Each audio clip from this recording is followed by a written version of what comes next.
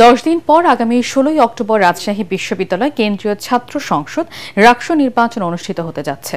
নির্বাচনকে ঘিরে প্রচারণা এখন তুঙ্গে। নির্বাচন কমিশনের নিয়ম অনুযায়ী আর মাত্র 8 দিন প্রচারণার সুযোগ পাবেন প্রার্থীরা।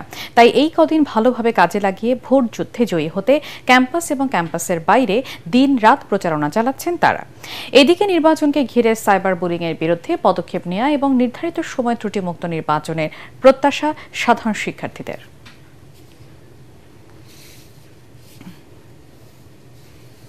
তফসিল অনুযায়ী কিন্তু আবারও নির্বাচনী প্রচারণার সময় দেওয়া হয়েছে এবং আমরাও সকলে ফিরে এসেছি ক্যাম্পাসে। ভোটাররা আসা শুরু করে দিয়েছে। ইতিমধ্যে আমরা বিভিন্ন ভোটারদের কাছে যাচ্ছি এবং ভালো সাড়া পাচ্ছি। শিক্ষার্থীদের মাঝে লিফলেট বিতরণ এবং আমাদের কথাগুলো বলার চেষ্টা করছি। নতুন প্রজন্ম যারা আমরা ভোটাধিকার থেকে বঞ্চিত ছিলাম, ভোটের অধিকার থেকে বঞ্চিত ছিলাম, ভোটের আনন্দ থেকে বঞ্চিত ছিলাম, সেই আনন্দ আমরা ফিরে পাচ্ছি। আমরা শিক্ষার্থীদের সাথে কুশল বিনিময় করেছি, দোয়া বিনিময় করেছি। যেহেতু নির্বাচন 16 তারিখে হবে, সঙ্গত কারণে আমরা প্রার্থীদের শুধু প্রচারণাটা 14 তারিখ পর্যন্ত আমরা বর্ধিত করেছি।